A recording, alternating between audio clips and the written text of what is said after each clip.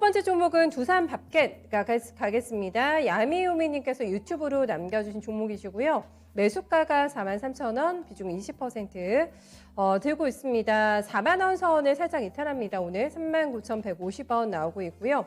4만 원 선이 깨지고 나서는 횡보가 조금 길어지고 있는 답답한 모양새에 나타나고 있는데 4만 원 돌파가 쉽게 나오지를 않고 있는 상황입니다. 고점 대비로도 보시는 것처럼 많이 물러난 종목이고요. 신고점 대비해서는 34% 현재가 기준으로 해서 조정 나와 있습니다.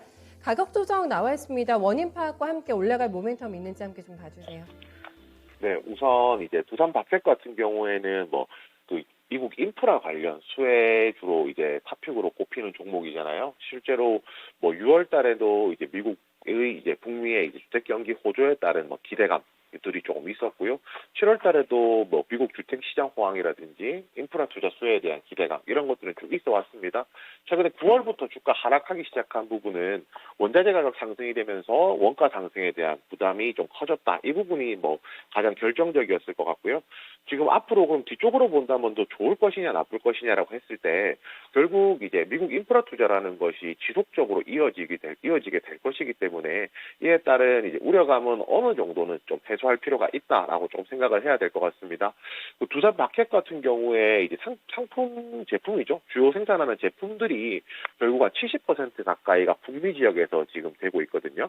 그래서 이제 미국 정부의 인프라 투자 부문 통과가 지연된다는 이런 부분들이 투자 심리의 부담으로 이제 작용하고 있는 것이지만은 결국에는 이제 시기의 문제인 거죠. 시기만 조금 더 앞당겨진다면 더 땡큐기 때문에 그런 부분에서 조금 더 이제 기다리시면 좋을 것 같다라고 말씀을 드려야 될 것 같고요.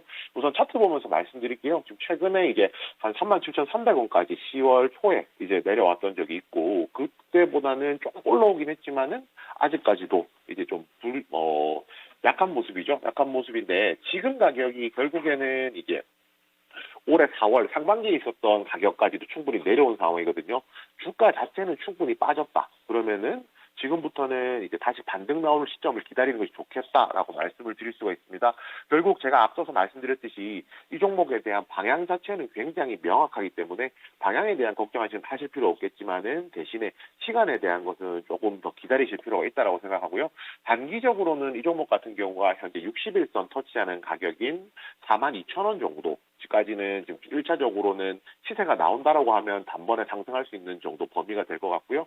그 다음에 이제 121선이 있는 46,000원까지가 2차적인 저항선이 될 것 같습니다. 만약에 46,000원까지 안정적으로 돌파를 할 수 있다라고 하면 당연히 정고점인 한 59,000원까지도 가능하거든요. 이 종목 결국에는 비중이 한 20% 정도 된다고 하시는데 추가 매수 안 하시더라도 지금 들고 기다리신다면은 매수하셨던 가격까지 분명히 올라올 겁니다. 그렇지만 이 구간에서 정리하시는 것보다는 더 들고 보유하시면서 미국 인프라 투자 법안 통과라든지 이런 부분까지도 조금 더 기다려 보시기를 권해드립니다. 네. 인프라 쪽에 대한 모멘텀을 보고 분명히 들어가신 게 맞을 것 같은데 모멘텀은 유효하다고 합니다. 다만 지금 필요한 거는 시간이라고 하니까요. 네, 이 부분을 꼭 기억하시면서 시간적인 여유 있으시다면 좀 느긋하게 기다려 보시면 또 좋은 결과 있으실 것 같습니다.